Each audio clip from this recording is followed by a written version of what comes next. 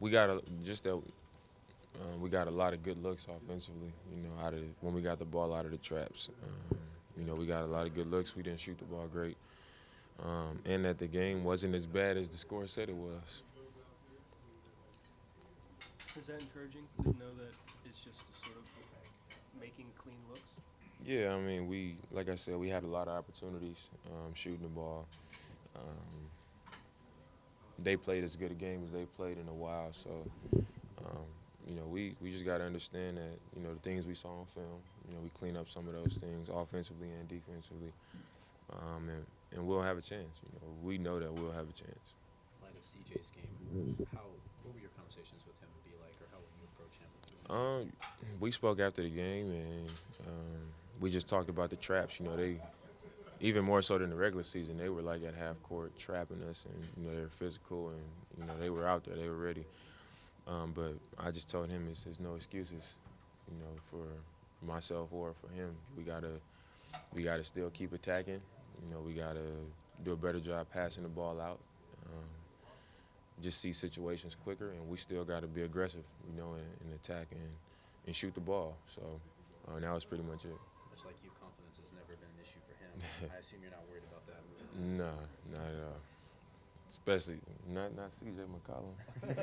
No, What sir. what do you like about what you guys did, especially early in that first quarter? There's some things there that you can kind of build on going into game two. Yeah, we were aggressive. Um, you know, offensively and defensively, we were aggressive. We didn't come out nervous and things like that, and we did a lot of things really well. I think all the way up into the last couple minutes of the second quarter when they kind of got up by 8 at halftime, we played a really good game. In the second half, they made a run, and we weren't able to, you know, do a good job of answering back. You know, we went a long time without getting up quality shots, and then we weren't getting stopped. So once the game got away from us, it got up to like 17, and we just weren't able to close that gap after that. But you know, up to that point, I thought we played a good game, and then you know they took advantage of us in some situations, and um, you know we didn't get a lot of great looks when we needed to. So we just couldn't close that gap. Dame, do you say anything to guys like Chief and Mo about shooting, or is that pretty much just unstated that they need to keep shooting that open shot? I mean, they have to keep shooting it. The last couple weeks, Chiefs, he's knocked that shot down. Most played great.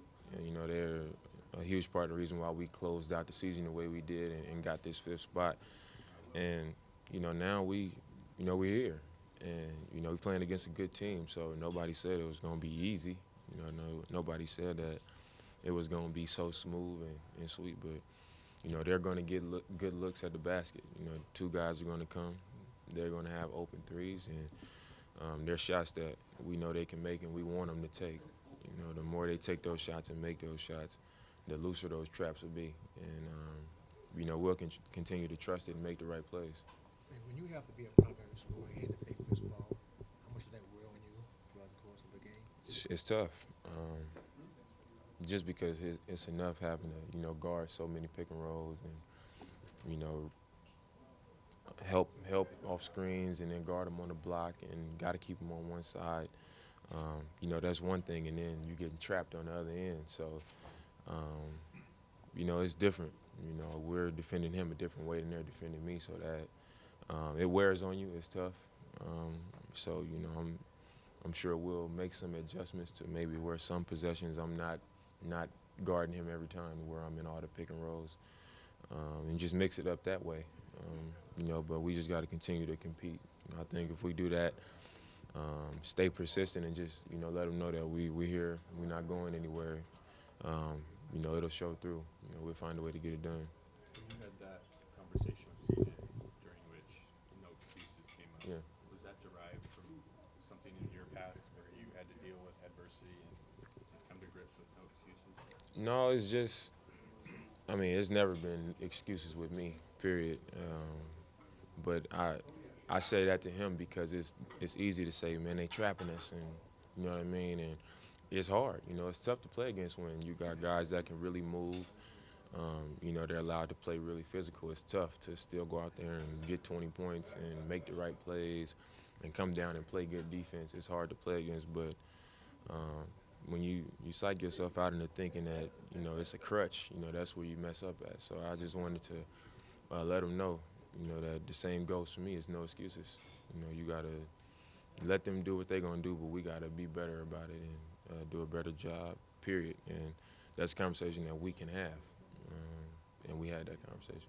Was that in the locker room, or was that? No, we got back to the hotel, and I was sitting there watching some stuff on their team, and then I just texted them. We was already having a conversation, and in the middle of the conversation, I just said, it's no excuses, blah, blah, blah. So it's a text conversation. Yeah, What gives you confidence he's going to bounce back? You too. because he always does. He always does. How do you go about balancing making adjustments with sticking to kind of what you guys have done this season? Yeah, you just you don't try to go and change your game plan completely. It's some things obviously didn't work well, and those are the things that you got to make small changes to. But you don't go out there and say, all right, we're just not going to run pick and rolls, or you don't go out there and say, just make extreme changes. You make small tweaks, and I think that's what we'll do. When you're trying to be aggressive, and they're a team that makes theatrical plays, whether it's a Jordan block or a Griffin dunk, how do you keep that from, robbing you of that aggression? You just don't. You just gotta just keep pressing forward. You gotta be aggressive.